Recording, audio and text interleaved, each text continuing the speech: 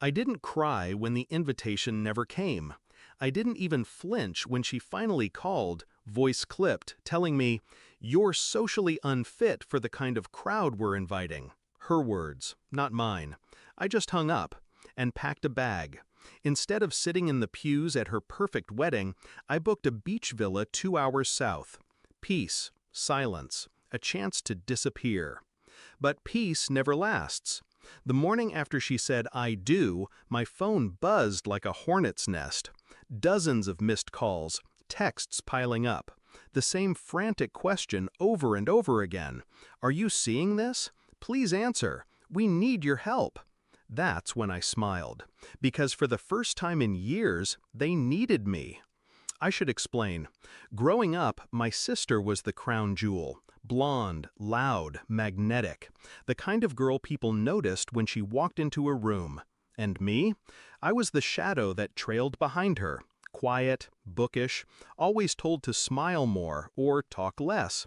At every family gathering, my parents would beam at her accomplishments. At me, they'd nod politely, as though my existence was a footnote. So when she called me socially unfit, it wasn't new. It was just the latest chapter in a story I already knew too well. But exclusion cuts deeper when it's official. A wedding isn't just a party, it's a declaration of who matters. And according to her, I didn't. Fine. If I didn't matter, then neither would she. The cracks started showing months before. Her fiancé, too polished, too generous, too careful with his phone. I noticed it at Christmas, when he excused himself to take a work call but came back smelling faintly of perfume that wasn't my sister's. I didn't tell her. Why would I? I collected evidence instead. Screenshots from a shared cloud folder he didn't realize was synced to an old email. Hotel bookings, messages full of promises, pictures of him with another woman. Ironically, one of her bridesmaids. I could have confronted her, could have saved her, but she never saved me. The night before her wedding, while they toasted and rehearsed under fairy lights, I uploaded everything. Every screenshot, every video, every whisper of his betrayal, scheduled to release publicly the moment they said "I do."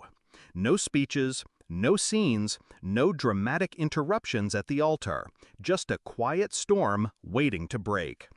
I was sipping coffee on the balcony of my beach villa when it detonated. Her fiancé's double life spread like wildfire. Guests, still in their tuxes and gowns, were pulling out their phones mid-reception, jaws dropping as the truth hit their feeds. Photos of him and the bridesmaid. Messages calling my sister naive. Her perfect night collapsed in real time. By the time the first call hit my phone, she was already in hysterics. My parents, furious, wanted me to take it down, as if betrayal was something you could erase with a click. But here's the thing, once the truth is out, you can't cage it again. When I finally answered her call, her voice was shredded. "How could you? You ruined everything." "No," I said calmly, "he ruined everything. I just made sure you knew. You could have warned me. You could have invited me." Silence. Just her ragged breathing on the other end. Then, finally, "You're sick." "No," I corrected, letting the weight of it land. "I'm free." And I hung up. I didn't attend the wedding she banned me from, but I was the ghost that haunted it. The quiet reckoning she never saw coming.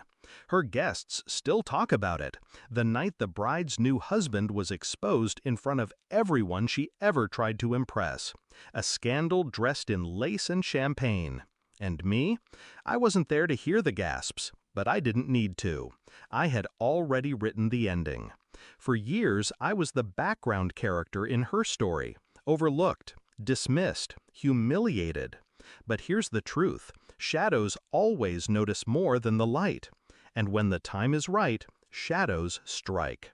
I don't regret it, not the timing, not the silence, not the cold precision of it all. Because when my phone lit up that morning with dozens of desperate calls, I didn't feel excluded anymore. I felt powerful, and in that quiet villa by the sea, I whispered the only toast that mattered. To karma, may it always find its way home.